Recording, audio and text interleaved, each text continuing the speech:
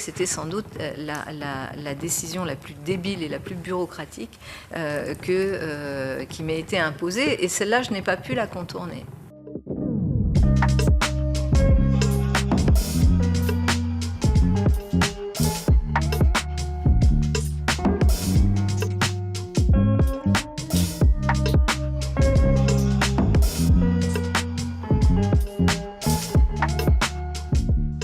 Est-ce responsable de vouloir rouvrir les parcs et jardins à Paris? Oui, est-ce responsable? Je pense que c'est d'abord une question de santé publique.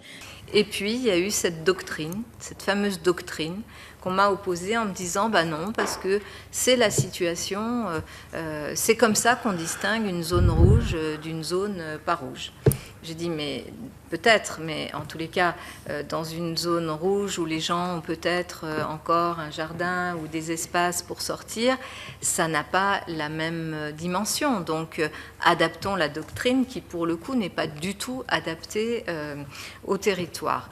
Et force est de constater que j'ai cru, j'ai vraiment cru, lors d'une des réunions d'ailleurs que nous avions eues, je pensais que le fait que je puisse plaider l'ouverture des parcs et jardins allait être suivi, et ma surprise a été d'entendre le ministre de l'Intérieur de l'époque expliquer qu'il s'était rendu sur la pelouse des Invalides, qui était justement l'opposé, ce que je ne voulais pas obtenir, c'est-à-dire un espace où du coup, parce qu'il n'y avait absolument aucune règle de port du masque et parce qu'il n'y avait absolument aucun moyen pour nous d'intervenir pour essayer de contingenter le nombre de personnes, on m'a expliqué que le spectacle des Invalides était un spectacle qui amenait à considérer que la doctrine de la zone rouge devait s'appliquer à Paris. J'avoue que les bras m'en sont tombés. J'ai effectivement, et je le redis ici, trouvé que c'était sans doute la décision la plus débile et la plus bureaucratique